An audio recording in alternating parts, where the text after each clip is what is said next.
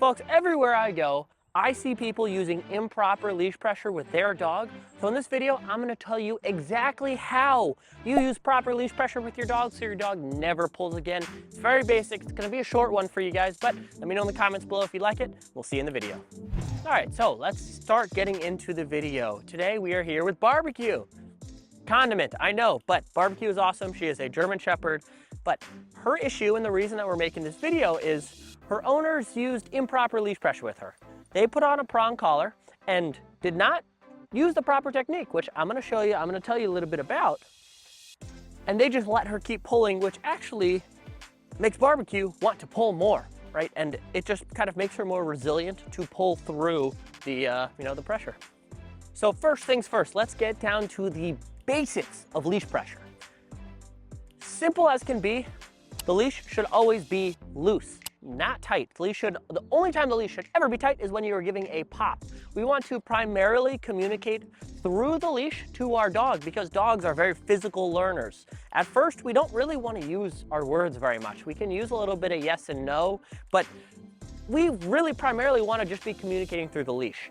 What happens when we put a tool like a prong collar on our dog and we don't use proper techniques is our dog actually learns through the push through the pressure. And inherently, when we give a correction, we have to give a significantly larger correction in order for the dog to communicate and understand the same exact thing if we just use proper leash pressure.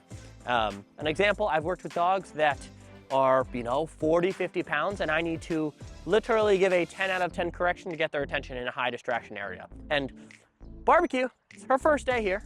She's a female German Shepherd, adorable, really cute, but her owners use improper leash pressure, which inherently creates this issue. So to start, we always need to use proper leash pressure with our dog.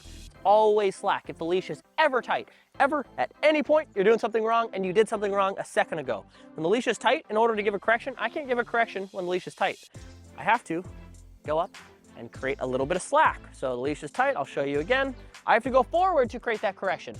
That is leash pressure, and if you ever have the leash tight for more than the millisecond of a pop, you are doing something wrong and you're rewarding and encouraging your dog to pull. So let's get into introducing a little bit of leash pressure to our dog now that we know what leash pressure is. But first, I'm gonna tie my shoe. Shoes tied, let's go.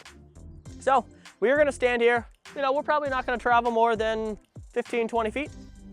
I'm just gonna turn around and walk this way. We're gonna build a little bit of engagement with her and teach her basic leash pressure, kind of reteach her. I'm not gonna use very mild pressure, but I'm gonna stop and turn around. Yes, good girl. And I have high value treats. We got a little bag of glizzies in here. Barbecue's gonna guzzle some glizzies. Maybe she'll put some barbecue on the glizzies. Yes. But now I'm building a little bit of engagement. She's paying a little bit more attention to me, which is something that she really needs because when we're walking out on a leash, everything is more important than her handler, her walker. And it's kind of a lack of respect that she has for whoever's walking her. So I'm really not traveling far. I'll see if my editor can do this, no promises, but maybe he'll make a little box where I am. Where I am and where I'm not going. I'm kind of walking in circles, changing speed, stopping, going backwards. Yes. We're turning this into a game using proper leash pressure, and then as we start to walk normally, we'll remove the box. As we start to walk normally, we're gonna transition out of this. Yes, using leash pressure, pops. Very easy, very straightforward. If you practice this with your dog and really get in the habit of using proper leash pressure, your dog will understand not to pull on a leash. You're gonna have much better communication and a much healthier relationship. Really helpful. I know this was a short one, guys, but if you found it helpful, hit the comment button, right? Let me know in the comments below if you found it helpful, and see you in the next one.